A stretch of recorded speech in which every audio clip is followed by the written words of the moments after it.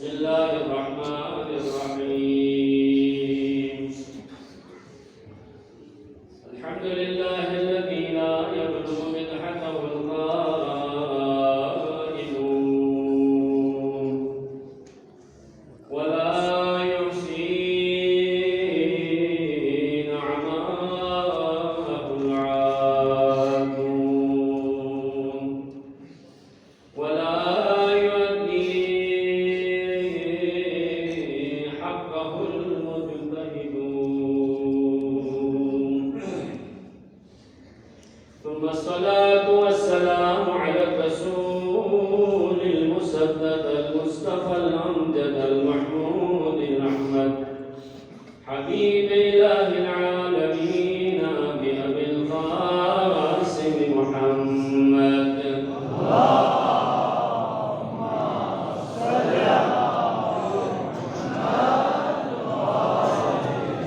آله آل الله الميامين الذين أذهب الله عنهم الرجس وطهرهم تطهيرا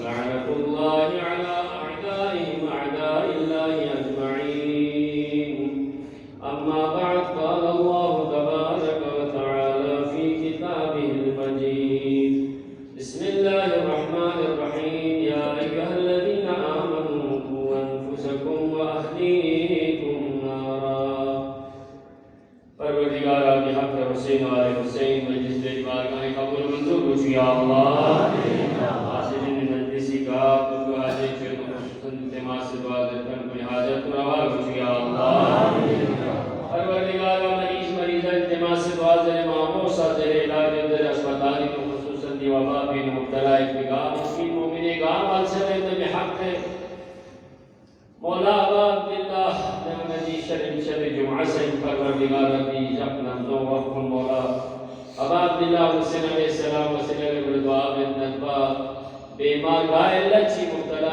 خصوصاً مخصوص کی وبا کی مبتلا کی مریضوں میں شفاء عاجل قابل صدق کو چیا اللہ پروردگارہ کی وبا کسی دن آئے گا میں حسنوں سے جو یا اللہ رحمت میں کرام میں جیسے نزگاہ پروردگارہ کی وبا کو شملے کا نفع دفع کچھ یا اللہ خدا بندہ امتحانات چیزیں سے انٹرویو خصوصاً تعلیم اور روزگار فروغ دیتان التماس سے دعا ذکر کن خدا بندہ کامیاب کچھ یا اللہ مخروج برسون ادا کچھ یا اللہ شب جمعہ شب مغفرت ارواح کن حاضرین دنیا دی مرگلکھن کی منصوم خدمت مرگلکھن شہداء صلحاء علماء سادات پروردگار آگامہ غریب رحمت کو چکیا اللہ اے آتاؤن اسم و بخشش کو چکیا اللہ اولاد کو اولاد صالح کو چکیا اللہ اے حلال استحلال نصیب کو چکیا اللہ اے قلب گناہ کو بخشش کو چکیا اللہ دوسری کسوں کا خطا لستر شدین استوں سے جو یا اللہ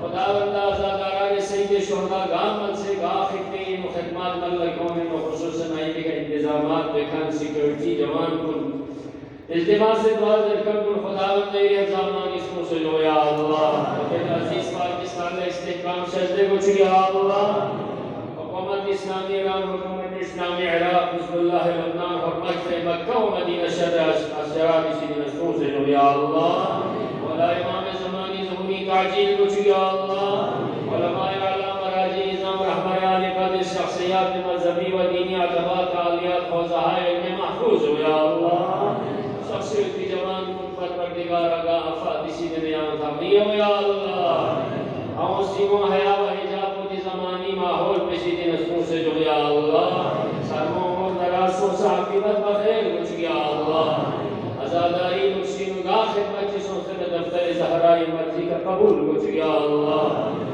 سامین محترم دلی علاوہ سے شب جمعہ معمول سے اجتماع سے دعا جیسے ارواح کو شکن کوئی ہمارے اوپر جو مرحومین کے حقوق ہیں خصوصاً جمعرات کی شام کو ارواح ہر گھر میں آتی ہیں پھر جمعے کی شام تک انتظار میں رہتی ہیں کوئی وارثین کی طرف سے پسماندگار کی طرف سے ان کے لیے کوئی خیرات صدقات نیک اعمال کوئی بھی ہو تو انشاءاللہ تمام حاضرین کے ارواح کی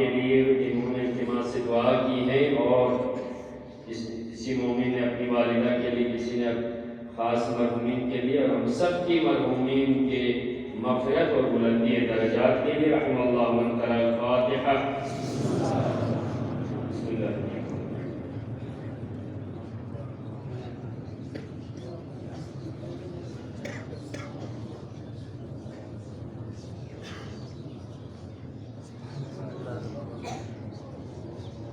أنعمت عليهم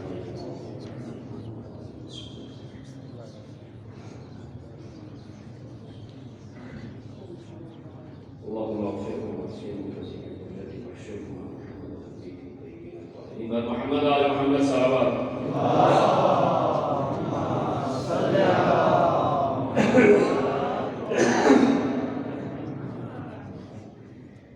جوانان عزیز، اصل موضوع کی طرف جانے سے پہلے ایک شرعی مسئلہ یہ میرے نوجوانوں کے لیے ہے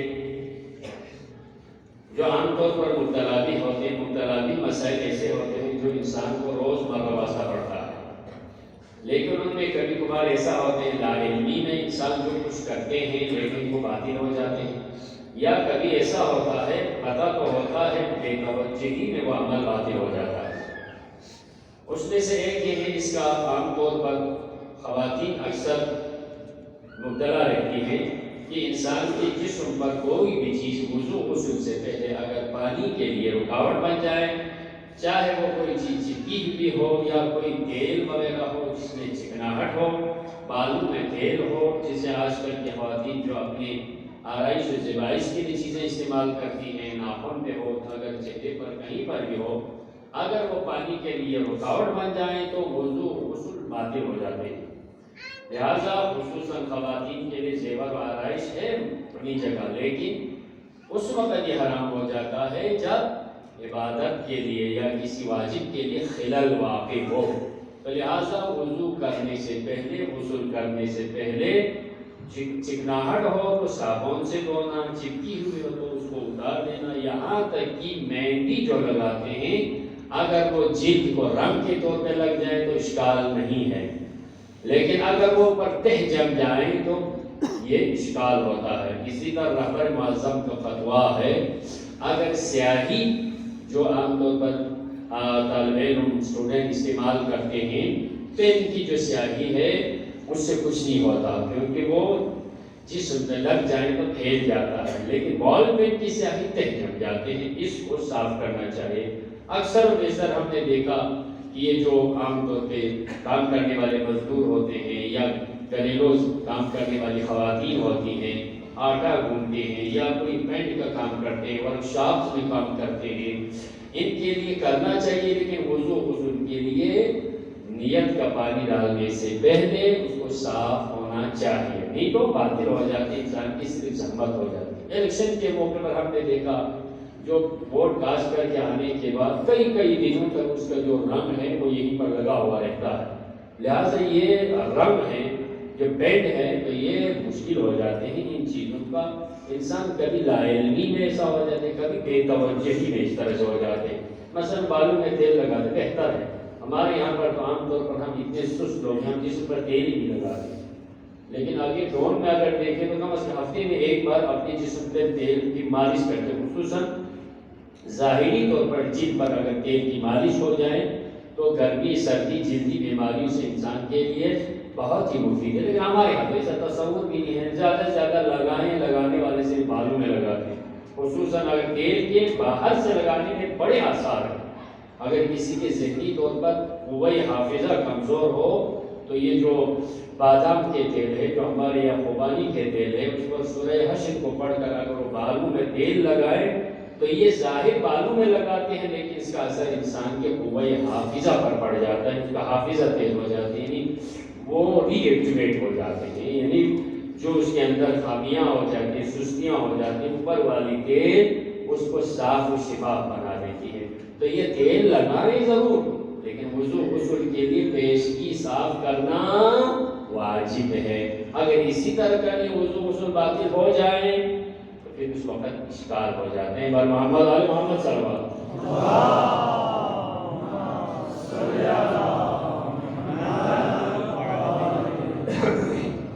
موضوع ہمارا حقوق کا ہے. اسلام انسانی حقوق کا ضامن. اس کے حوالے سے میں آپ کو کچھ احادیث کے ٹکڑے جو اپنی طرف سے نہیں، اقوام متحدہ کے وجود میں آنے کے بعد اقوام متحدہ پہلی دوسری جنگ عظیم میں جب امریکہ نے ایٹم بم کا استعمال کیا یا جرمن نے جو ہٹلر نے دنیا میں قتل و غارت مچائی، تو اس کے نتیجے میں دنیا کے بہت سارے سنجیدہ لوگ جمع ہو کر دنیا میں امن و امان قائم رکھنے کے لیے، تاکہ انسانی عالمیہ دوبارہ سے نہ ہو جائے، ایک بین الاقوامی انجمن بنائی. میں اس کی طرف نہیں جاؤں گا، اس کے آپ سب جانتے ہیں کہ آپ مطالعہ کرنے والے ہیں. لیکن اس میں ایک چیز یہ کہ اقوام متحدہ کی طرف سے ہوگی کہ انسانی حقوق کا جو کمیشن بنایا گیا اس میں ہیومن رائٹس کے حوالے سے کچھ نکات انسانی حقوق کے حوالے سے انسان کو پہنچا گیا. لیکن اسلام وہ ہے جس کے ریٹن میں اگر دیکھیں، ویسے تو پیغمبر اکرم کی سنت، ائمہ طاہرین کی سیرت، قرآن مجید کی آیت، ہر آیت انسان کی سیکیورٹی کے لیے ہے. اس کے علاوہ حقوق کے حوالے سے جو انسانی حقوق ہے، آپ اور میرے مولا چوتھے امام سجاد علیہ السلام صلوات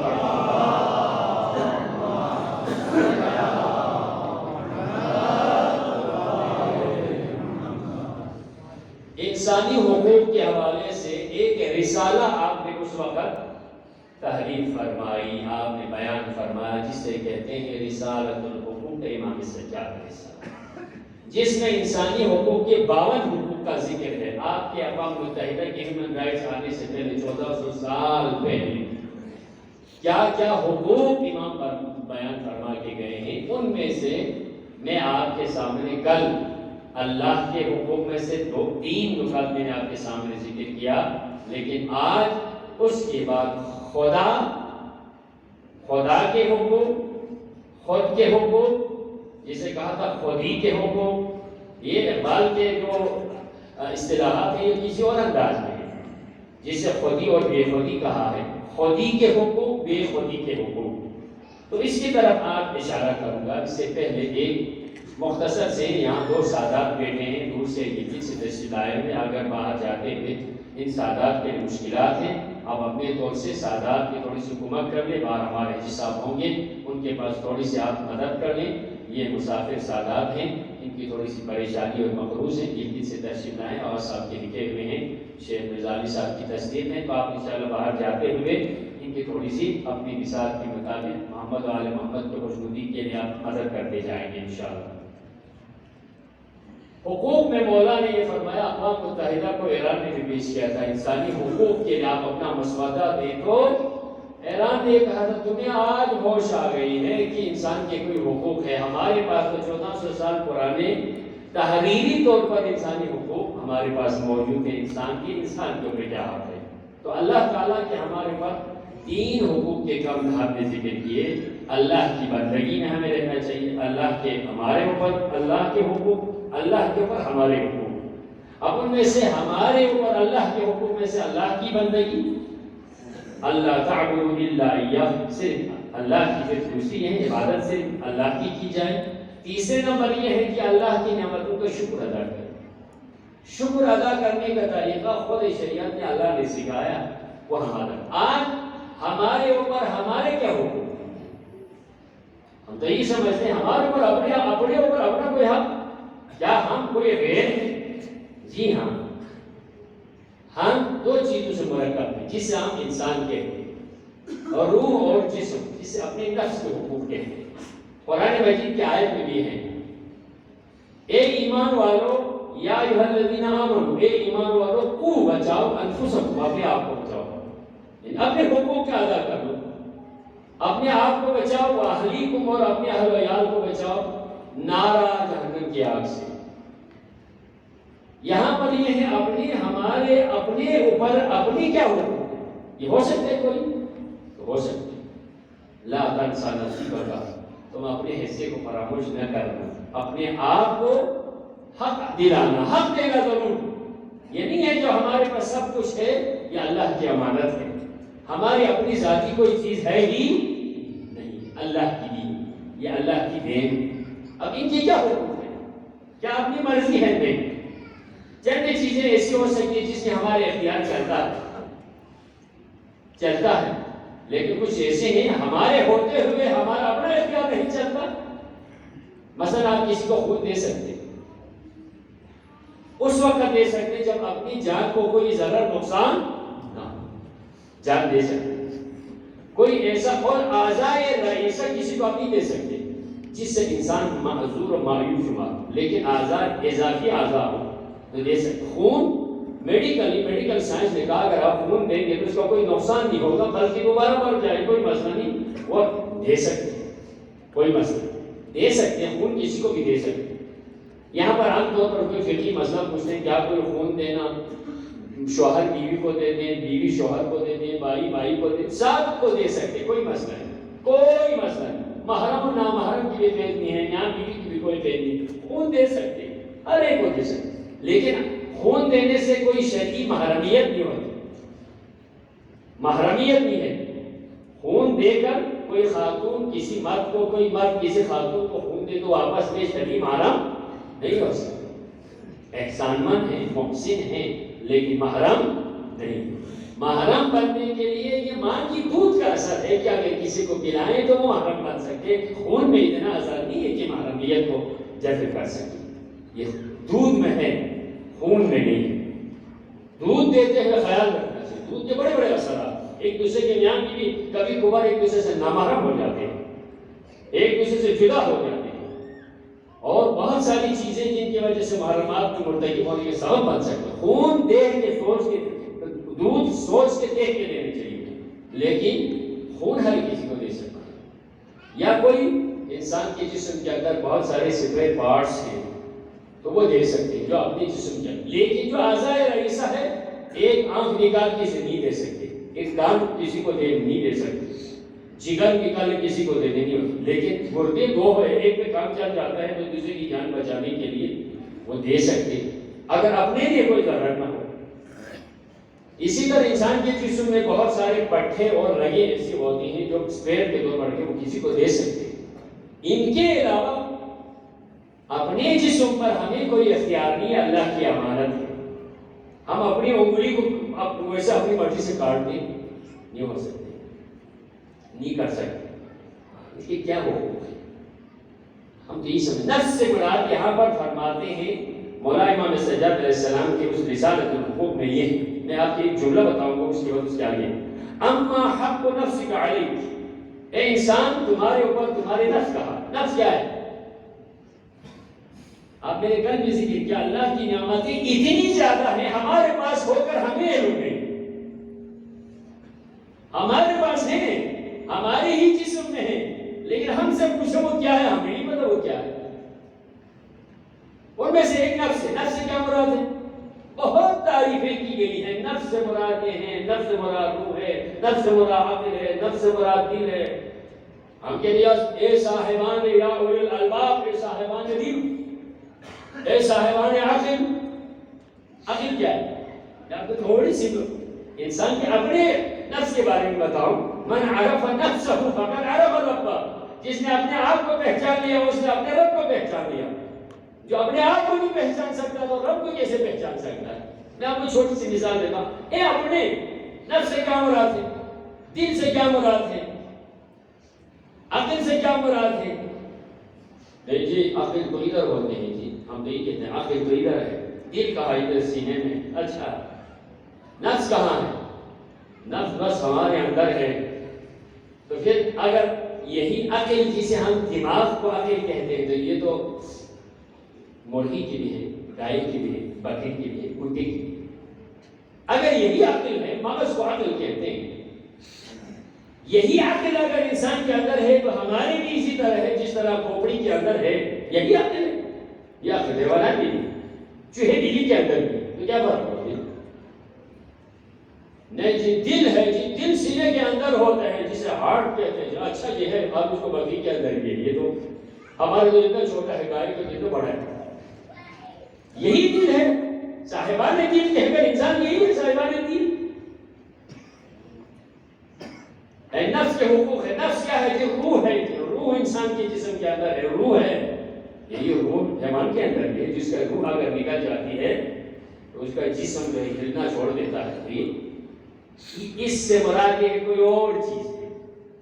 انسان کے نفس سے مراد انسان کے اندر ان سے ہٹ کر کوئی اور چیز ہے. اس کو فلسفہ میں بحث کرتے ہیں. تو میں آپ کو ابو علی سینا شیخ عیسی ان کی طرف نہیں جاؤں گا. سرسری طور پر قرآن کی روشنی میں ایک آدمی نے مولا علی علیہ السلام سے پوچھا کہ سلوات پڑھیں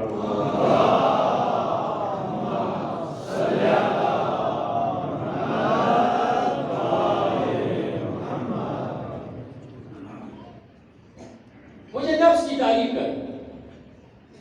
مولانا کو کون سے نفس؟ کون سے نفس؟ مولانا نفس ہے نا نفس. اچھا تمہارے اندر کئی نفوس ہے, ایک نہیں ہے کئی نفوس ہے. کون سے نفس؟ مولانا نے بلا میں اتنا لمبا چھوڑا کم از کم 12 قسمیں انسان کی اسی جسم کے اندر 12 قسم کی نفوس ہے. تمہیں نہیں پتا انسان کہ کیا ہے. تو اس میں مختصراً یہ ہے کہ انسان کے اسی جسم کے اندر جسے نفس اور روح کہتے ہیں, ایک نفس نباتی ہے. یہ پڑھے لکھے جوانوں کے لیے نفس نباتی ہے, ایک نفس حیوانی ہے, ایک نفس ناطقہ انسانی ہے. نفس نباتی کیا ہے؟ جس کو آپ دیکھتے ہیں ہمیں ایک فزیکل باڈی ہے جو عام طور پر جس میں نمو ہے, بڑھاوا ہے. چھوٹا سا بچہ تھا, جس طرح ایک چھوٹا سا پودا ہوتا ہے اس کو کھاد پانی روشنی وغیرہ دے تو بڑھنے لگ جاتا ہے. اسی طرح انسان کے جسم میں بھی ایک نفس ایسا ہے جس میں بڑھاوا آ جاتا ہے. یعنی جسم کے علاوہ ایک نفس کے اندر ہے. آپ اس کو سوچیں دیکھیں, چھوٹا سا بچہ ہوتا ہے, چلو اس کے اندر جسمانی رشد آ جاتے ہیں, لیکن اس کے نفس کے اندر اس کو کوئی ماں باپ کا بھی پتہ نہیں. اور روح تو پہلے سے موجود ہے نا, لیکن اس میں کمال اور رشد نہیں ہے. جسم کے ساتھ ساتھ اس میں بڑھاوا آ جاتے ہیں. آہستہ آہستہ وہ اپنی ماں کو پہچان جاتا ہے, اس کے بعد اپنے اطراف کو پہچانے جاتے ہیں, ساتھ ساتھ پھر نفع نقصان کو پہچان. نفس میں بڑھاوا ہے جسے نفس نباتی کہتے ہیں. اس کے آگے پھر نفس حیوانی ہے, ارادہ آتا ہے اس کے اندر. پہلے تو آگے لیکن بچہ ماں کے پیٹ سے نکل کر کسی چیز کا شعور نہیں ہے, جانتا صرف یہی ہے, ایک ہی چیز جانتا ہے اور کچھ بھی نہیں جانتا. اس لیے قرآن مجید میں بھی ہے اخرجکم من بطون امہاتکم لا تعلمون شیئا, تمہیں ماں کے پیٹ سے نکالا ہے تو کچھ بھی نہیں جانتے تھے. ارے کچھ بھی نہیں جانتے تھے. جاننے کے بعد تمہارا جتنا جسم میں بڑھاوا آ گیا اتنے ہی تمہارے نفس میں بھی ترقی ہونے شروع ہو گئی. یہ جسم نباتی کہلاتا ہے. ایک اس کے بعد انسان کے اندر ایک جسم حیوانی آتے ہیں, نفس حیوانی آ جاتی ہے. وہ نفس حیوانی ارادے سے, حیوان کو آپ دیکھیں, حیوان کے اندر پیدائشی طور پر انسان حیوان سے بھی بدلا رہے. ایک بہت سارے یہ جو حیوانات ہیں ماں کے پیٹ سے نکلتے ہیں اپنے ارادے کا خود مالک ہے, لیکن انسان اپنے ارادے کا مالک نہیں. وہ بعد میں کسب کر لیتا ہے, اپنے ارادے کا مالک بعد میں بن جاتا ہے. پیدائشی طور پر اپنے ارادے کا بھی مالک نہیں ہوتا.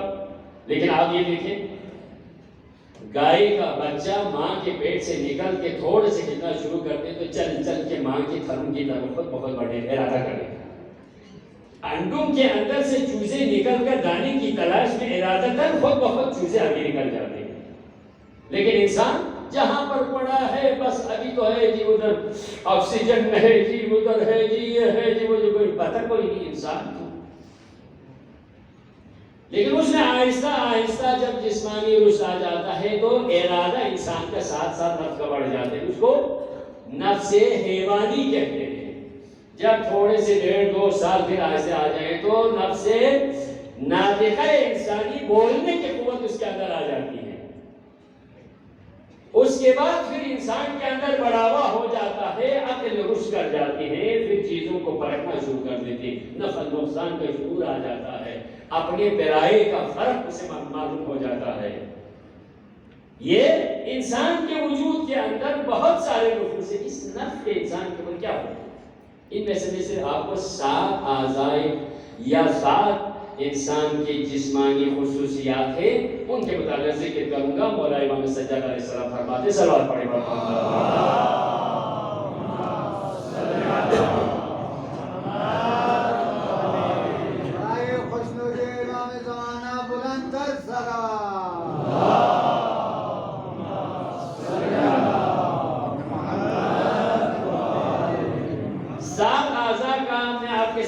ذکر کروں گا، ان کا مشترکہ طور پر مجموعی حقوق مولا بیان فرماتے ہیں، آپ خود ہم میں سے خود یہ آج اپنے آپ پہ لاگو کرنا ہے۔ یہ 7 کون سی چیزیں ہیں؟ مولا فرماتے ہیں سب سے پہلے فَجَعَلَ لِبَصَرِكَ حَقًّا، اے انسان تمہارے اپنی آنکھ تو تمہاری ہے، لیکن تمہارے اوپر آنکھوں کے کچھ حقوق ہیں۔ آنکھیں تمہاری ہے، لیکن ان آنکھوں کے تمہارے اوپر حقوق ہے، وہ ادا کر۔ آپ نے ساتھ ساتھ میرے گننا ہے۔ سب سے پہلی کیا ہو گئی جی؟ آنکھیں، انسان کی نظر۔ نمبر 2 وَسَمْعُكَ وَلِسَمْعِكَ حَقًّا، تمہاری قوت سماعت کے تمہارے اوپر حق ہے، کانوں کے حقوق۔ 2 فرماتے ہیں وَلِلِسَانِكَ حَقًّا، تمہاری زبان کے تمہارے اوپر حق ہے۔ کتنے ہو گئی؟ 3 وَلِيَدَيْكَ حَقًّا، تمہارے ہاتھوں کے تمہارے اوپر حقوق ہے۔ کتنے ہو گئی؟ 4 وَلِرِجْلَيْكَ حَقًّا، تمہاری ٹانگوں کے تمہارے اوپر حقوق ہیں۔ 5 یہ تو 5 ہو گئے، 2 اور ہیں، 2 اور ہیں۔ وَلِبَطْنِكَ حَقًّا، تمہارے پیٹ کے تمہارے اوپر حقوق ہیں۔ پیٹ کے یہ 2 چیزیں، باقی اعضاء ہیں یہ 2 نفس سے تعلق رکھتے ہیں، جسے خواہشات جنسی کہتے ہیں، خواہشات نفسانی کہتے ہیں۔ خواہشات نفسانی کا تعلق انسان کے پیٹ سے ہے، خواہشات جنسی کا تعلق انسان کی حیات سے ہے۔ وَلِفَرْجِكَ حَقًّا، اور تمہاری شرمگاہوں کے تمہارے اوپر حق ہے۔ کتنے ہو گئے؟ 7 ہو گئے، نہیں ہو گئے؟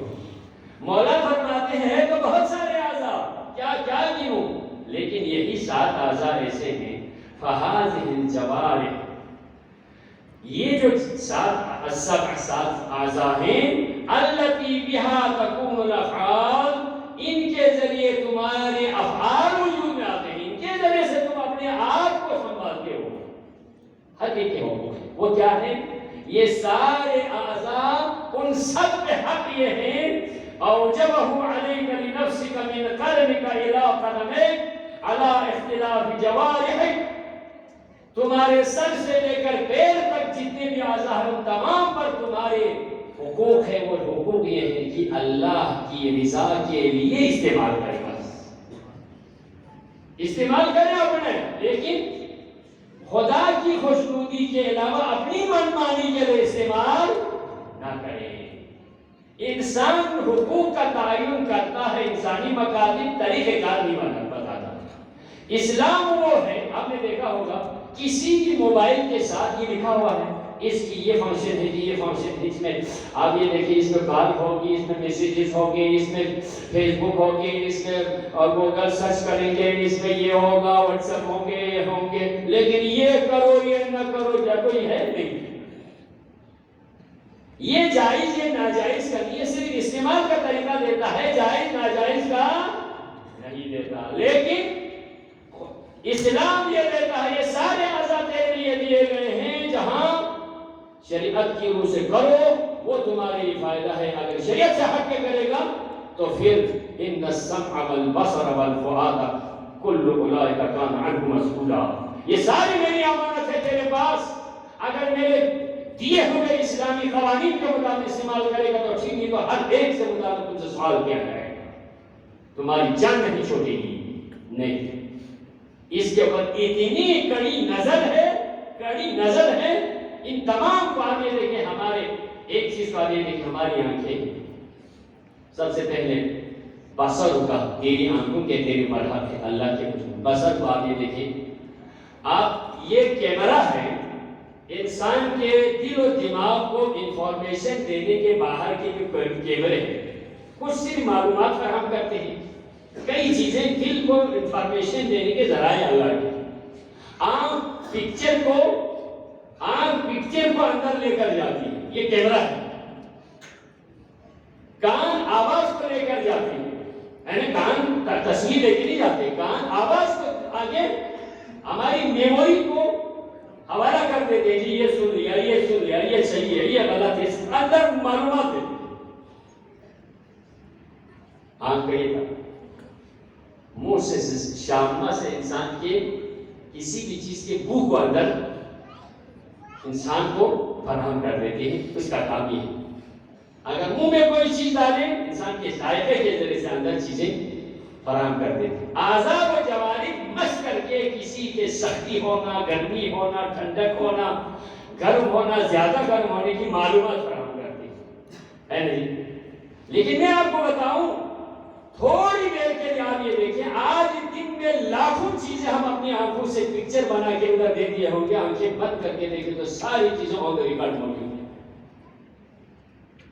ہے یعنی جتنی چیزیں دن میں ہم دیکھ چکے ہیں، اس کو اگر صرف کیونکہ یہ جو موبائل ہے یا کمپیوٹر ہے، اس کی دو چیزیں ہیں، ایک کیسے ہے، ایک یہ ہوتی ہے صرف یہ اسکرین پہ آ جاتے ہیں، اندر سیو نہیں ہو جاتے، ایک یہ ہوتے ہیں جس کو اگر آپ کوئی بٹن دبا کر اندر میموری میں سیو کر لیں تو پھر بات کو ریکارڈ بن جاتا ہے، وہ بھی دوبارہ آپ کو دکھا دیتے ہیں۔ ہمارے لیے اگر آنکھیں تو دن بھر کروڑوں چیزوں کی نقش کشی کر لیتے ہیں، لیکن جس کی طرف متوجہ ہو کر اندر سیو کر لیں تو میموری ہمیں بعد میں ریکارڈ کے طور پر دے دیتے ہیں۔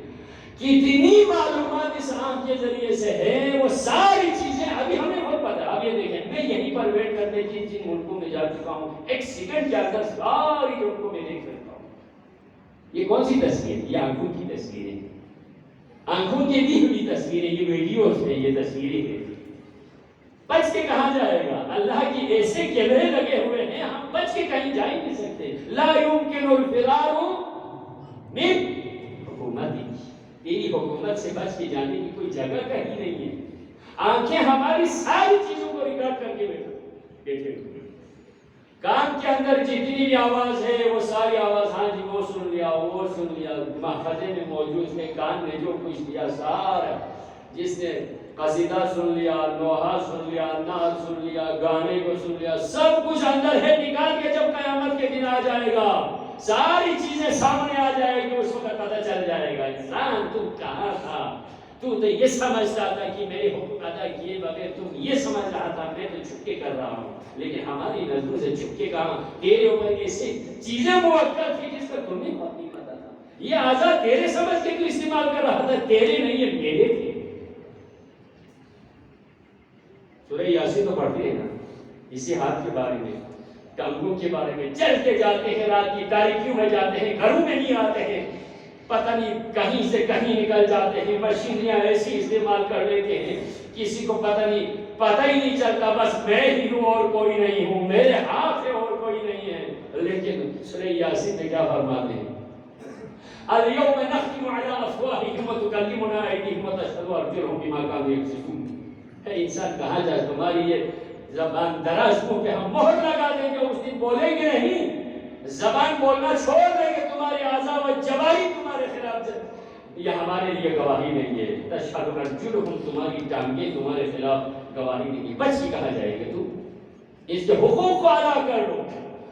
الیوم، قیامت کا دن وہ ہے، نختم، ہم مہر لگا دیں گے، علی افواہہم، ان کے منہ پر، وتشہد ارجلہم، اور ان کے ٹانگیں اس کے خلاف ہمیں گواہی دیں، اور ہاتھ تمہارے خلاف۔ آج یہ ہاتھ کتنے عزیز ہیں، جس کو کیا سے کیا کرتے ہیں، لیکن یہی ہاتھ اللہ کی طرف سے جاسوس ہے، اور یہ کہتے ہیں، آپ یہ دیکھیں اللہ کی قدرت کا، جسے ایک طرف قدرت کی نشانی ہے، ایک ہاتھوں کی لکیروں میں آپ یہ دیکھیں جسے فنگر پرنٹ کہتے ہیں، ہر ایک کی لکیر الگ ہوتی ہے، لیکن یہ لکیر صرف الگ ہونا نہیں ہے، ان تمام لکیروں میں پورے زندگی کی ریکارڈ اس کے اندر موجود ہوتے ہیں۔ اللہ کے ہاں جب ادھر چھوڑ دیے جاتے ہیں تو اس وقت پریشان حال ہو جاتے ہیں انسان۔ ما لہذا الکتاب لا صغیرۃ ولا کبیرہ، یہ کیسے نامہ عمل تھا جس میں ہر چھوٹے بڑے ساری چیزوں محفوظ ہے، اس کے حق ادا کر۔ بہت ساری ایسے ہیں کانوں میں ایسے ایئر فون لگا کر بس موٹر سائیکل پہ گاڑی میں ادھر راستے میں جا رہے ہیں، کیا کوئی قرآن کی تلاوت سن رہے تو قرآن کی تلاوت سن رہے ہیں، قرآن کی تلاوت اس طرح سنتے نہیں، یہ کوئی اور چیز سن رہے ہیں۔ اچانک سے دیکھیں جب کہیں پر کوئی، اگر آپ دیکھیں یہ جو موبائل کا سسٹم آ گیا ہے، کیا ایسا زمانہ آ جائے گا جس ذرائع جو خرابی کے ہے وہ بستروں میں آ جائیں گے، گھروں میں آ جائے گا، آسان تھا، کس طرح مینج ہو گیا، کسی کو کوئی پتہ نہیں ہے، بس آنکھوں کے سامنے ہے دنیا کی ساری خرابیاں ہیں، لیکن آنکھ ان تمام چیزوں کو سیو کر کے خدا کے ان آنکھوں کے حقوق ادا کرنے اور اللہ کی اطاعت میں نافرمانی خدا میں استعمال نہ ہو۔ اور یہ سماعت تو وہ سماعت اللہ کی بڑی نعمت ہوتی ہے، اس کو غلط چیزوں پہ استعمال نہ کرو۔ یہ ہاتھ اللہ کی امانت ہے، اس کو کسی ظلم و زیادتی کے لیے استعمال نہ کرو۔ یہ ٹانگیں اللہ کی امانت ہے، اللہ کے لیے ہو، اگر ان پہ کسی غریب کی مدد کر لو، غلط راستے پہ مت جاؤ، کسی ناجائز مقام سے مت گزرو۔ اور ان کے علاوہ سب سے خطرناک جو چیز ہے آخری زمانے کی، وہ فرماتے ہیں وہ ناک سے لے کر گھٹنے تک کا ایریا ہے، بڑے خطرناک دور سے گزرے گا۔ تو کیا ہے؟ ایک تو پیٹ ہے، ایک انسان کی حیا ہے۔ زمانہ خطرناک آئے گا، پیٹ میں ڈالنے کے لیے نہیں دیکھا جائے گا یہ کیا ہے، ملنا چاہیے اسے بس کھانے کے لیے۔ ایسا نہ ہو، اس نفس کے حقوق کو ادا کر لو۔ اگر کرے گا تو پروردگار تیرے لیے وہ چیزیں بنا کے رکھے گا جو تیری سوچ و گمان میں بھی نہ ہو۔ مولا یہ فرماتے اپنے آپ کے حقوق کے ادا کر لو، اپنے حقوق کے ادا کر لو، اپنے نفس کے حقوق۔ اب اس میں سے آپ کی چھوٹی چیز بتاؤ، ان میں سے ایک حیا ہے۔ یعنی حیا سے مراد کیا ہے؟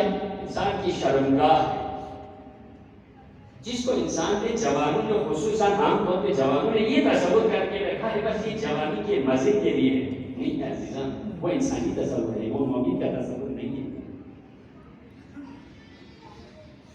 مومن کا تصور یہ نہیں ہے۔ انسان کے اندر شہوت نامی ہے کہ اتنی عظیم نعمت اللہ نے دی ہے۔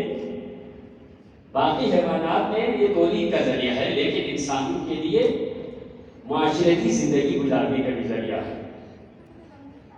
اس لیے وہاں فرق یہ رکھا کہ جو صرف تولید کا ذریعہ ہے تو بچہ ہوگا صرف ماں کا ہوگا، باپ کو کچھ بھی حصہ نہیں ملے گا۔ ملے گا؟ حیوانات میں نہیں ملتے ہیں۔ حیوانات میں بچہ ماں کا ہوتا ہے، باپ کو کچھ بھی نہیں۔ کیوں؟ صرف یہ تولیدی سلسلے میں، لیکن وہ حیوانات کے جو باپ ہیں وہ صرف اور صرف اس کی ماں کی خواہش ہو تو باپ اس کے ساتھ ٹچ ہو جاتے ہیں، اس کے علاوہ اس کی خواہش ہی نہیں ہوتی۔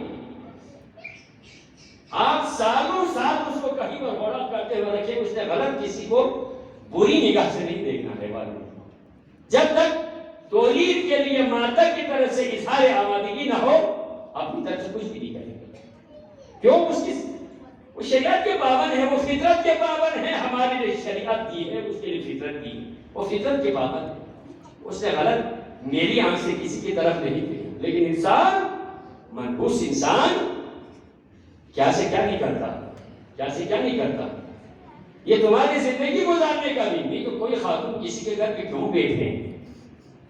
اگر اس کے اندر صرف تولیدی خواہش ہوتی، تولیدی صرف خواہش ہوتی تو کوئی خاتون کسی شوہر کے گھر میں رہنے کو پسند نہیں کرتے، بچہ ہو یا دفع ہو جاؤ۔ لیکن اس کے اندر اس خواہش پر تکراری تو تسلسل کے طور پر رکھا، جب تک اس کی جنسی خواہش کی تسکین اپنے ہی جوڑے سے نہ ہو جائے وہ پھر اس گھر میں رہنا پسند کرتی نہیں۔ میری خواہشات وہیں سے پوری ہوگی، میں چھوڑ کے لیے تولیدی صرف نہیں ہے بلکہ اپنے تسکین نفس کے لیے بھی ہے۔ اسی لیے تو قرآن میں خداوند عالم نے ارشاد فرمایا وَمِنْ آيَاتِهِ أَنْ خَلَقَ لَكُم مِّنْ أَنفُسِكُمْ أَزْوَاجًا، ہماری نشانی میں سے یہ ہے انسانوں تمہارے لیے جوڑے ہم نے بنائے ہیں۔ کیا اس جوڑے کا کام کیا ہے؟ لِيَسْكُنَ إِلَيْهَا، جب کہ تم اپنی جوڑے کی طرف دیکھیں تجھے سکون ملے۔ آج کل تو ایسے غلط راستوں پہ جا کر کے فیشن کر کے دین و شریعت سے دور ہو کر شوہر کو سکون یہ دے کر بے سکون ہو جاتا ہے۔ یہ کیوں؟ خواتین اپنے خواتین کی صنف میں نہیں رہ کر اپنی فطرتی شرعی حدود سے باہر جا کر ایسا لگ رہا ہے ہمارے تو یہاں پر خواتین پیدا ہی اس لیے ہوگی کپڑا پہننے کے، اور تو کام ہی کوئی نہیں، کپڑا پہننا بس یہی ہے۔ اسی لیے آپ یہ دیکھیں عبداللہ ہسپتال سے لے کر ادھر ہسپتال تک دیں، کتاب کی ایک کی دکان نہیں ہوگی، کم از کم 1000 دکان کپڑوں کی ہوگی، وہ بھی خواتین۔ لیکن تمہارے جسم سے جب کپڑے اتارے جائیں گے خواتین، اس دن پتہ چل جائے گا پھر اس سے تمہارے ساتھ کیا حاصل کرے گا۔ ٹھیک ہے جی، ابھی تو پہن لو اس قسم کے سارے.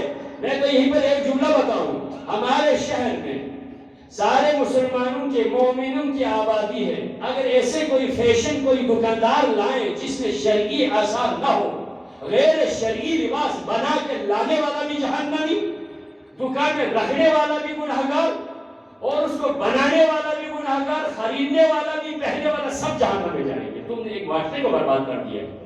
یہ تمہاری کیا کوئی ذمہ داری نہیں بنتی؟ آپ دکانوں میں نہیں دیکھتے، یہ گارمنٹس کی دکانوں میں دیکھیں نا، کیا کیا مجسمے لگا کے بیٹھے ہیں. شرم نہیں آتی؟ تمہاری ماں بہنیں وہاں نہیں آتی کیا؟ انسانوں کے خواتین کے حلیے بنا کر، یہ سب کو پتا ہے کپڑے کے اندر کیا ہے، سب کو پتا ہے نا، کس کو پتا ہے؟ لیکن اسلام حیا کا لباس التقویٰ ذالک خیر. تمہاری کوئی ذمہ داری نہیں ہے کیا؟ دکان میں جو کچھ تمہیں شہر میں نظر آئے ساری میں لگا دینا ہے. ایسی تصویریں لگا دیتے ہیں، آپ نے دیکھا ایسی تصویریں لگا کے رکھتے ہیں جس کو دیکھ کر ایک غیرت مند انسان کے غیرت دوبارہ نہیں کرتے. تم بے غیرت، تم یہیں سے رزق حلال کمانا چاہتے ہو کہ تمہاری کوئی ماں بہنیں نہیں ہیں. جوانوں کے ایسے فیشن کپڑے لاتے ہیں جو جسم کے آدھے حصے نکال کر. تم کوئی مسلمان نہیں ہو، کوئی مومن نہیں ہو، حیا نہیں ہے تمہاری، کوئی حیا نہیں ہے، شرم نہیں آتی ہے تمہیں. اسلامی سوسائٹی میں رہ کر تمہاری کوئی ذمہ داری نہیں.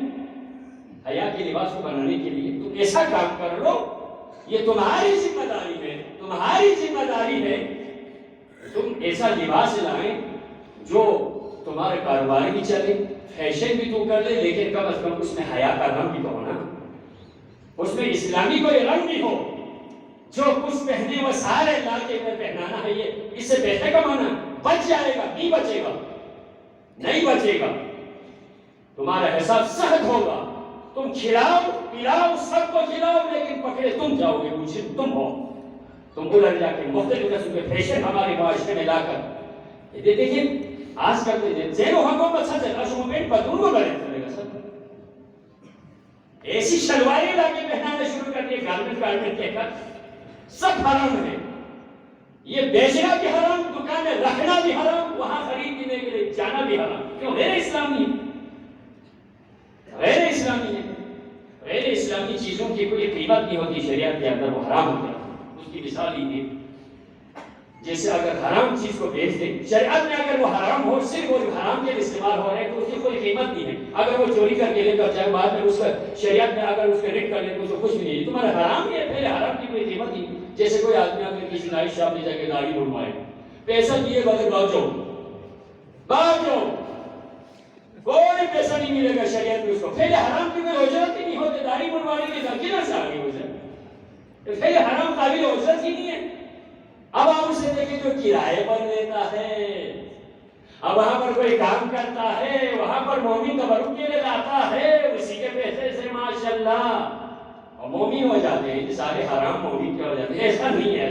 اس پیٹ کے کچھ حقوق ہیں، اس میں ڈالنے کے لیے ہمیں ظاہری طور پر یعنی اس باطن کا، یعنی باطن سے والا نفس کے باطن کا، جسم کے باطن کے لیے ہم بہت ہوشیار ہیں. یعنی جسم کے باطن کے لیے ہمارے جسمانی پیٹ کے بڑے ہوشیار ہیں. جی ڈاکٹر صاحب آج چیک اپ کے لیے جائے تو ڈاکٹر صاحب نے کہا جناب آپ تو کئی دنوں سے تھوڑے سے پریشان لگ رہے تھے، میں نے آپ کے چیک کیا تو آپ کی معدے کی تکلیف ہوئی. معدے کی تکلیف ہے؟ جی ہاں معدے کی تکلیف ہے. ڈاکٹر صاحب کیا کیا جائے؟ مرچے مسالے بڑے غور سے پکے سے ٹھیک ہے بس بالکل آج سے حرام ہو. میری دعوت پہ جاتے ہیں جی اور رشتہ داروں کہتے ہیں میں پرہیز کرتا ہوں جی، تھوڑے سے آپ گوشت وغیرہ بغیر اس کے لائیں جی، چھوٹا گوشت ہو. اتنے ڈرتے ہو پیٹ سے، لیکن نفس تمہارا خراب ہو رہا ہے اور روح تمہاری برباد ہو رہی حرام چیز سے. فوراً دیکھ کے مطلب شوگر ہے جی، آج چیک کیا تو شوگر 150 سے 250 تک نکل گئی تھی. اچھا جی شوگر اس کا تو بھاری ہے جی، ہاں آج چینی پن تو کہتے ہیں میٹھی زردے ملائیں تو نہیں کہ ہاتھ نہیں لگا سکتا، چاول نہیں کھا سکتے جی. نہیں جی کیوں جی؟ ڈاکٹر صاحب نے منع کیا. اچھا ڈاکٹر صاحب کے منع کرنے پر شوگر ہائی ہو گئے تو بالکل ہاتھ ہی نہیں لگاتے، اتنے ڈرتے ہو. لیکن جس حرام سے، رشوت کے پیسے سے، بغیر خبز کے پیسے سے، سود کے پیسے سے تمہارا نفس کے اندر کا پورا کھوکھلا ہو جا کے بڑے مزے سے کھاتے ہیں، کوئی اثر نہیں ہوتا. کس قیمت کس کی جاتی ہے؟ نفس کی زیادہ قیمت ہے یا جسم کی زیادہ قیمت ہے؟ کس کی زیادہ قیمت ہے؟ کس کی؟ جسم کی بے قیمت ہے. باپ کا جنازہ گزر پڑا ہوا ہوگا، جو ہی اندر سے نفس اس کے روح نکل جاتی ہے تو باپ نہیں کہتے، لاش کہتے ہیں. باپ کا نام بھی بھول گیا، لاشا ادھر ہے، جنازہ ادھر ہے، جی نام بھی بھول گیا. وہ کہتے ہیں ادھر بیٹھو. نہیں سب کیسے بیٹھوں، یہ جنازہ ہے. لے تمہارا باپ ہے. نہیں جی جنازہ، اب میرا باپ نہیں ہو جنازہ. ڈرنے لگ جاتا. ماں کے جنازے کو دھونے کے لیے غسل دینے کا تو ڈر لگتے نہیں جی کبھی بھی کبھی غسل نہیں دیا. رات میں کی سمجھ سے نہیں خوابی ہوتی صبح سے. ماں جس کی گود میں تمہاری پرورش ہو گئی تھی، جس باپ نے تجھے اس منزل تک پہنچا، آج باپ سے ڈرتے ہو. نہیں جی باپ نہیں ہے جی، یہ جنازہ ہے. قیمت اس کی کچھ بھی نہیں رہی. باپ تو کہیں اور نکل گیا، یہ جسم ہے اس کی کوئی نہیں. جس کے لیے جو سڑ کے ختم ہونے والے ہیں جنہیں ناز سے اس کے لیے کپڑے بنا دے گا، لیکن جس حیا کے لیے خداوند عالم نے تمہیں وہ لباس التقویٰ کہا تھا، میاں بیوی ایک دوسرے کے لباس قرار دیا تھا. ہن لباس لکم وانتم لباس لہم. عورت مرد کے لیے لباس ہے، مرد عورت کے لیے لباس ہے. ایک دوسرے کے پردے ہوتے ہیں، وہ روحانی پردے ہوتے ہیں، وہ نفسانی پردے ہوتے ہیں. عزیزان محترم، کیا یہ حقوق ادا کریں تو دنیا میں بھی ساتھ ہے، قیامت میں بھی ساتھ. نہیں تو کیا ہو جائے گا؟ دنیا سے نکلنے کوئی ادھر جائے گا تو کوئی ادھر جائے گا. عزیزان محترم، جس ظاہری جسم کے لیے اتنے ہم کچھ کرتے ہیں، لیکن ہماری اندر کی اصلی کیفیت پہ ہم سوچتے کوئی نہیں. جس کی بہترین غذا کیا ہے؟ بہترین غذا ذکر الہی ہے. الا بذکر اللہ.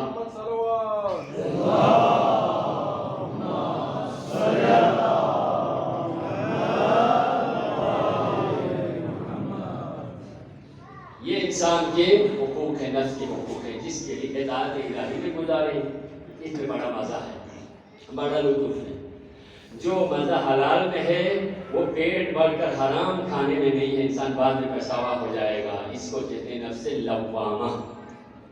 اور جو اچھا کام کر کے خدا کی خوشنودی کے لیے کر کے، آپ تھوڑی دیر کے لیے میں جوانوں کو مشورہ دیتا ہوں. خدا نخواستہ خدا نہ آپ کہیں پر جائیں، آرام سے بہترین کسی ہوٹل میں کھانا کھا کے واپس آ جائیں، بہت کھا کے آئیں، وہ بھی کئی قسم کے کھانے، کئی قسم کے سالن، چھوٹا گوشت تو پتہ نہیں کیا سے کیا ہے، قسم کے کھانے کھا کر آ جائیں، رات کو سو جائیں. دوسرے دن آپ کا دل بالکل خوش رہے گا یا نہیں رہے گا؟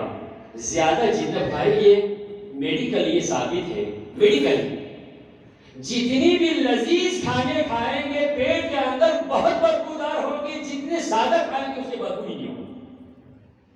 یا آپ اس کو چیک کریں، جتنی بھی آپ مسالے مال یہ وہ لذیذ ذائقے یہ وہ کر کے کھائیں، اس سے بدبو زیادہ ہوگی. جو سادہ سا کھائیں اس سے کوئی بدبو نہیں ہوگی.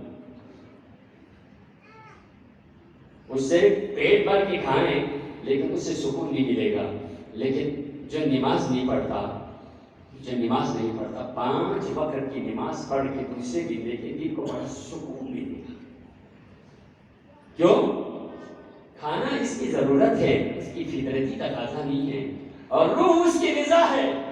اور آپ کے بہت سارے کہتے ہیں شیکسپیئر نے کہا، لیکن موسیقی روح کی غذا. ارے شیکسپیئر کو کیا پتا روح ہی کیا ہے؟ اس کو کیا پتا روح کیا ہے، نفس کیا ہے؟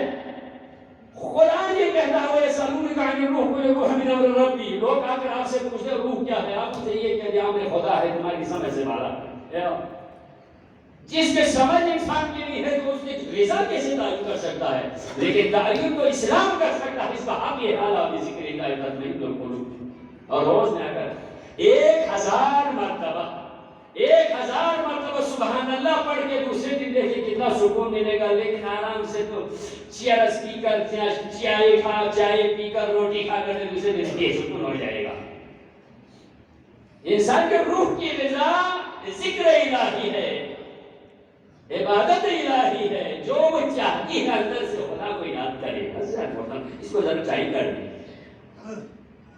قرآن کی تلاوت روز مرہ امام سجاد علیہ السلام فرماتے ہیں روز 7 آیتوں کی تلاوت کریں، دن بھر تمہیں سکون ملے گا. نماز تہجد کا اگر کچھ بھی ٹائم نہ ہو تو کم از کم آخری 2 رکعت بھی پڑھ لو، یعنی 3 رکعت جو نماز شفع ہے وہ بھی پڑھ لو. 3 بار تمہیں ایسا اندر سے محسوس ہوگا میں پتہ نہیں کس خوشی میں ہوں. 3 بار کی جو تھکاوٹ ہے ساری خوشی اندر سے، جسے کہتے ہیں نفس مطمئنہ.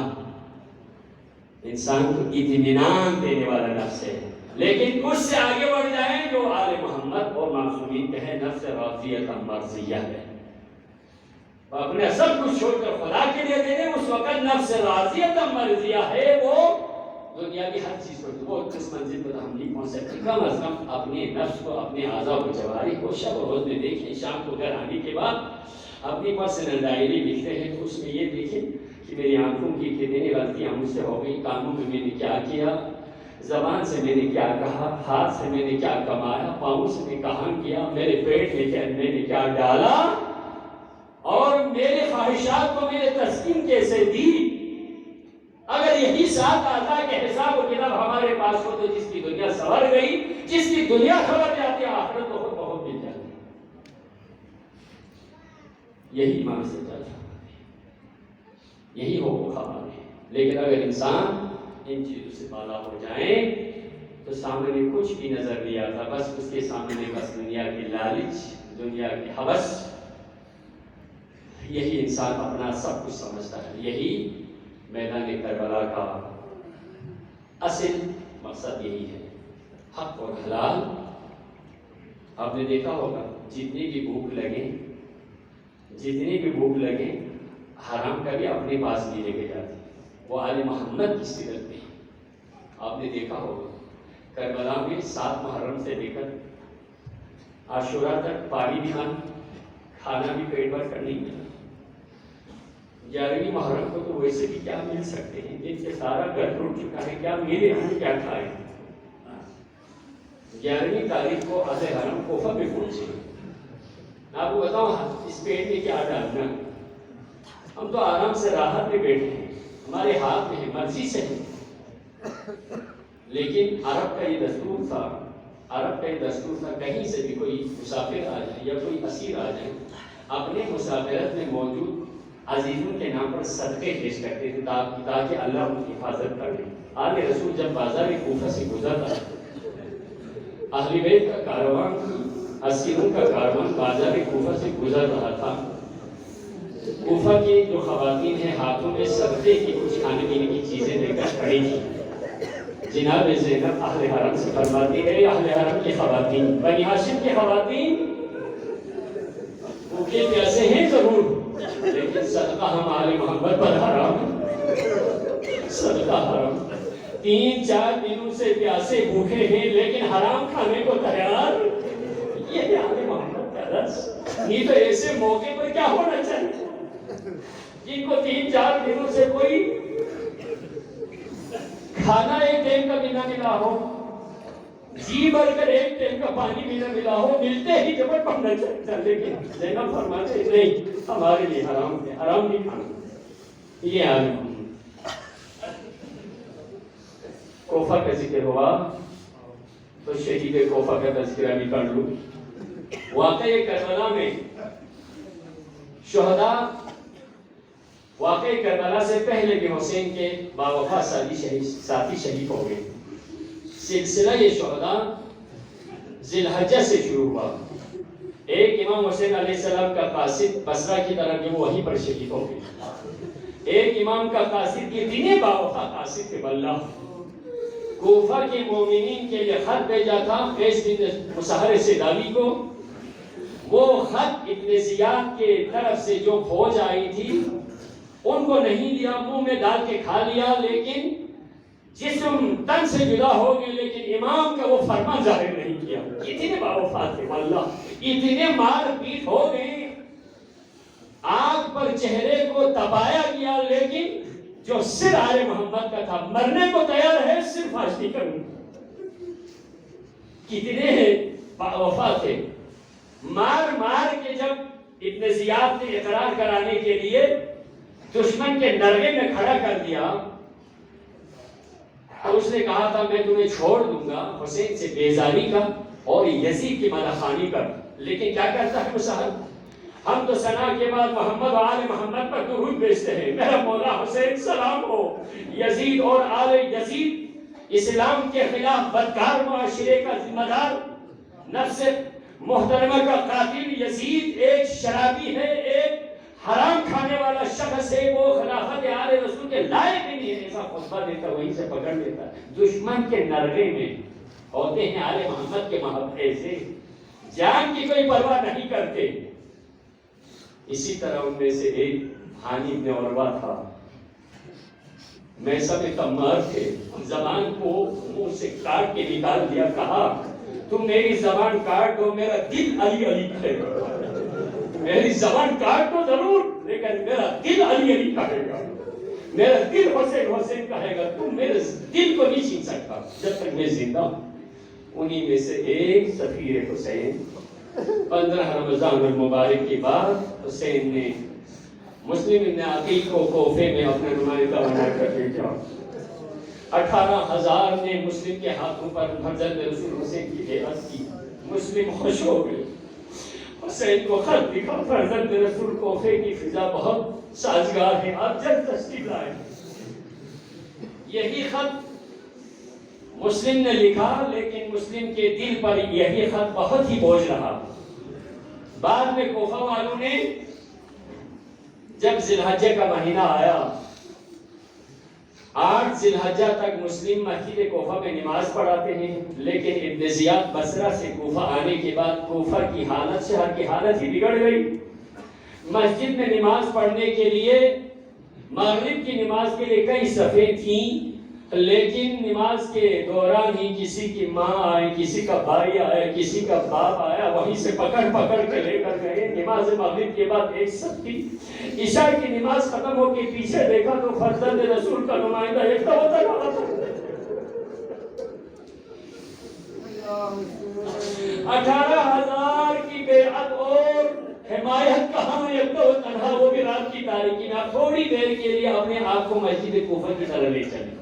آج کل کی طرح روشنی کا نہیں، شہر کا سما روشنی کا نہیں، اس وقت تاریکی کا ہے۔ مسلم نماز پڑھ کے باہر نکلتے ہیں تو کوئی بھی شخص نہیں ہے جسے گھر سالے کے جانے کے لیے، اور شہر کی فضا سے بھی بے خبر ہے، رات کی تاریکی میں نکل گئے، کہاں جائیں؟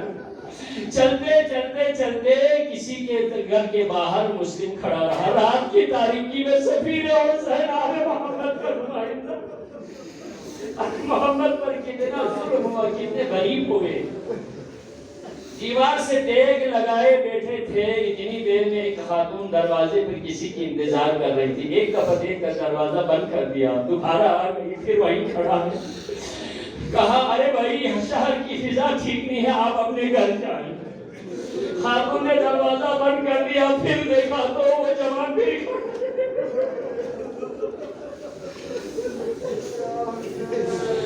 سنے عزیزان جملہ بے بسی کا، غریبی کا ایک جملہ ضرور سنے۔ خاتون کو غصہ آیا، ارے بھائی میں نے آپ سے کہا کہ شہر کی فضا ٹھیک نہیں ہے، آپ میرے دروازے کے باہر کھڑے نہ رہیں، اپنے گھر جائیں، آپ یہیں کھڑے نہ رہیں۔ ایک جملہ کہا، ایک جملہ کا پھر آپ اندازہ کر لیں۔ مسلم نے جواب دیا، ارے بہن جس کا کوئی گھر ہی نہ ہو کہاں جائے؟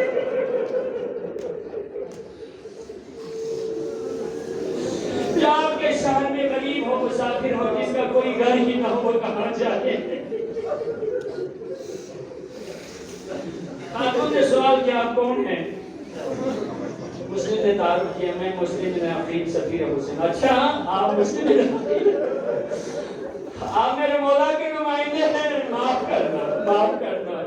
تو ہاں سلام ہوتا، کوفہ میں کوئی نہ کوئی آل محمد کی ماننے والی گھر میں پناہ دی، میری جان کو جو کچھ ہو جائے ہونے دیں، آپ میرے گھر میں امان سے بیٹھیں۔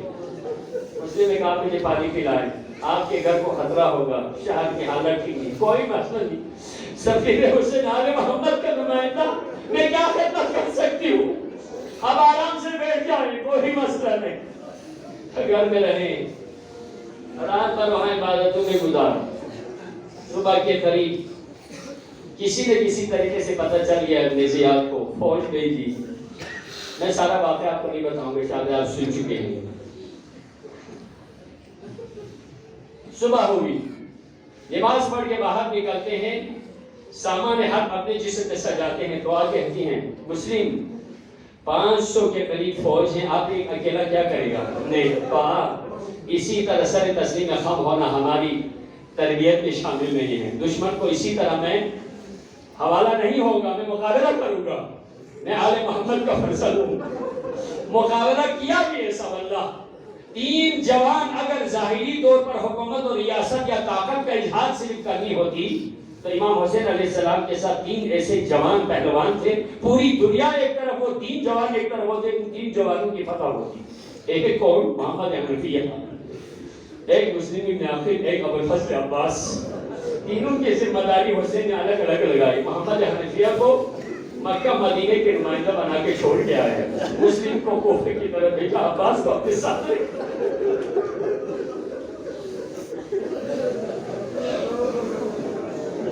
مسلم کتنا باوفا تھا۔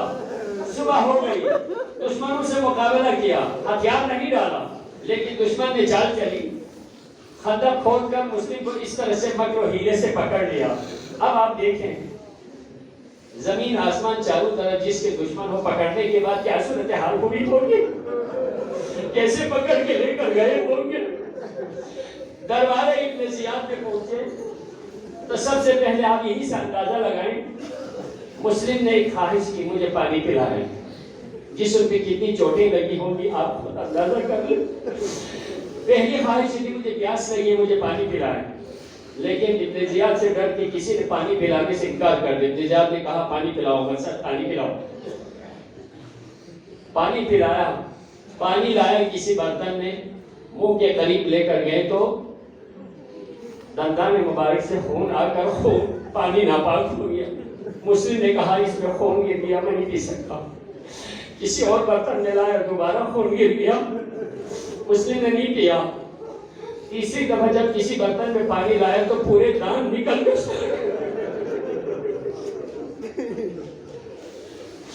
مسلم اپنے آپ سے خطاب کرتے ہیں، مسلم دنیا کے پانی تیری نصیب میں نہیں ہے، مسلم اب حوض کوثر پینے کے لیے رہے، مسلم اب پانی چھوڑ دے۔ پانی کی دوبارہ ڈیمانڈ نہیں کی، لیکن سلام نہیں کیا۔ ایک فاسق و فاجر کو سلام نہیں کرنا چاہیے، سلام نہیں کیا۔ تو کسی نے کہا مسلم امیر کو سلام کیوں نہیں کیا؟ جرأت، مسلم نے جرأت میں سلام، واللہ دشمن کے دربے میں ہاتھ پاؤں باندھے ہوئے ہیں، لیکن فرماتے ہیں ابن مرجانہ میرا امیر ہے، میرا امیر مکے کا حسین ابن علی ہے، میں سلام حسین کو کرتا ہوں، اس کو میں سلام نہیں کرتا ہوں۔ ابن زیاد کہتا ہے مسلم آپ مجھے سلام کریں یا نہ کریں، آپ کو شہید کرنا ہوں، شہید کر لو، مجھے شہادت سے شوق ہے، مجھے موت سے کوئی خوف نہیں، لیکن میری ایک وصیت ہے، میری وصیت سنو۔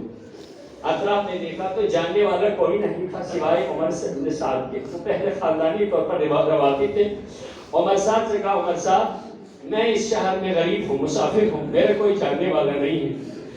مومن کی علامت ہوتی ہے اپنے آخری دم میں وصیت کرتے ہیں، تو میری 3 وصیتیں اس کو سنو۔ عمر صاحب نے انکار کیا تو ابن زیاد نے کہا سنو۔ عمر صاحب مسلم کی وصیت کو سنیں، کسی کمرے میں لے جا کر وصیت کیا کی؟ دیکھو عزیزان غور سے، آل محمد سے درس لینے۔ عمر صاحب میں اس شہر میں آ کر کچھ مہینے ہو گئے، میرے پر کچھ قرضے ہیں، میں مقروض ہوں، حق و ناس آتے، حق و ناس ہے، میرے یہ تلوار اور زرہ بیچ کر فلان فلان آدمی کو مجھے کچھ پیسے دینے ہیں، میرے قرض اتارو، میرے کانٹوں پہ نہ رکھ۔ دوسری یہ ہے میرے 2 بچے ہیں، میرے ساتھ آئے تھے، ان کو کسی جانے والے کے ساتھ مکہ کی طرف حضرت رسول کے پاس پہنچے جو قاضی سے رہ کے گھر۔ تیسری میری وصیت یہ ہے میرے اس شہر میں کوئی نہیں ہے، میرے جنازے کو بعد میں دفن کر دیں۔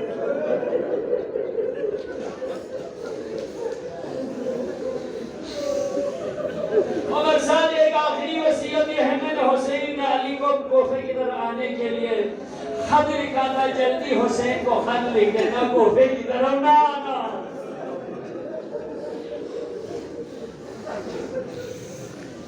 کوفے کی طرف نہ آنا، کیوں؟ اس لیے مسلم کو بڑی فکر تھی، شہادت تو آل محمد کا ورثہ ہے، اس سے نہیں ہو، لیکن کیا فرماتے ہیں؟ اس لیے حسین کے ساتھ علی کی بیٹی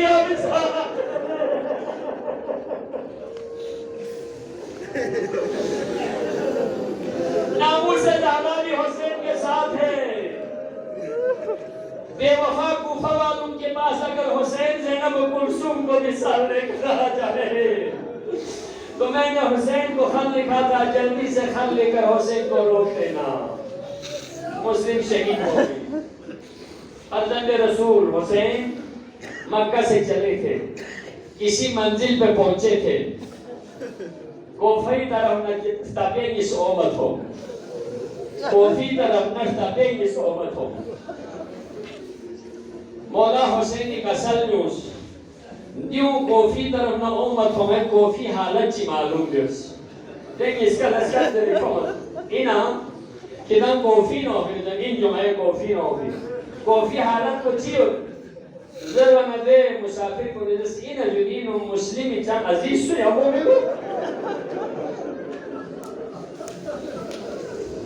دو چاہ اگر یاد دارے نمون شک خلوت لنا یا خبر چیزے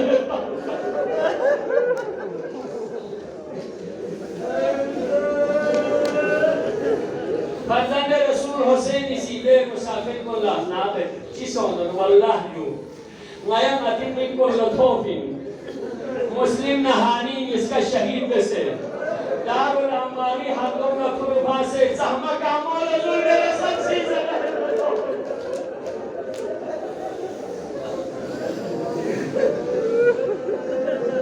مظلوم کربلا حسینی زندگی نہ رسپنگیس کا سلمی اٹھلو اس کے پچہ حضر ہے ایچی کو گئے وقت اللہ جمعنا ابو الفضل عباس اسے آخری ندالی اللہ حسینی کا سلمی اٹھلو لگی پوکس کے پچہ ایچی کو دیری مسلمی شہادت خبر پاکی کا سلمی اٹھلو لگی مسلمی اس کے پچہ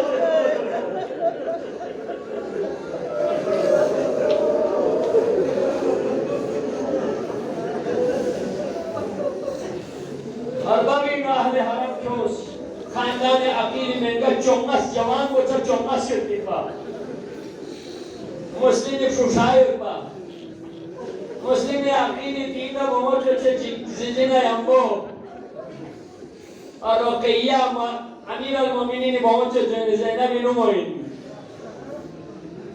دے بہت چا لسکنزس خاندان عقیل و جعفر لربچی اسکنزس مولا حسینیہ چام ابس دے دیدہ بہت چوکیوں سے جناب سکینہ شرائع پرو دے دیدہ بہت چوکیوں سے کلے فامین اللہ ننا شود کو چنگ ہوئے کی دفن بولے ننا امامت دست مبارک بولے آل محمد بلمی سنگھ تھا معمول سا جامچو سا امامتی جاملہ کو بیکر جام پر چکتا تو کو رسنا سے نکسر بھی ہو رہا ہو انہا مولا کی بابا سلام علیہ